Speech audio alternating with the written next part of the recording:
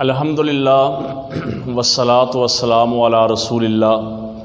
محترم ناظرین، قربانی کے لیے جو عیوب بیان کیے گئے ہیں وہ 6 عیب ہیں۔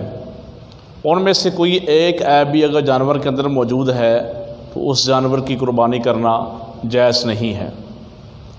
ان کے علاوہ بعض ایسی چیزیں ہیں جو جانور میں پائی جاتی ہیں، اگرچہ ہمارے معاشرے میں لوگ اس کو عیب تصور کرتے ہیں، لیکن شریعت میں قربانی کرنے کے لیے اس کی کسی طرح کی کوئی قباحت نہیں ہے۔ ان کے ہوتے ہوئے اگر کوئی شخص قربانی کرتا ہے تو اس کی قربانی جائز ہوگی۔ ان میں سے ایک جانور کا خصی ہونا ہے۔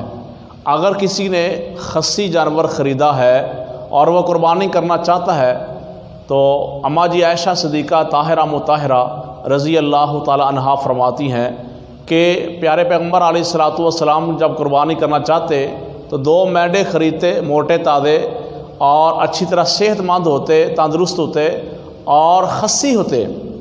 آپ صلی اللہ علیہ وسلم نے خصی جانور کی قربانی فرمائی ہے۔ خصی جانور کی قربانی میں کوئی قباحت نہیں ہے، بلکہ ماہرین تو یہ بھی کہتے ہیں کہ خصی جانور کا گوشت زیادہ لذیذ ہوتا ہے، زیادہ طاقتور ہوتا ہے اور ذائقہ دار بھی ہوتا ہے۔ تو جیسے دوسرے جانور کی قربانی کی جا سکتی ہے، اسی طرح خصی جانور کی قربانی بھی کی جا سکتی ہے۔ جیسے جتنا ثواب دوسرے جانور کی قربانی کرنے کا ہے، اتنا ثواب ہی خصی جانور کی قربانی کرنے کا ثواب ہے۔ فضیلت کے اعتبار سے، ثواب کے اعتبار سے دونوں جانور وہ برابر ہیں۔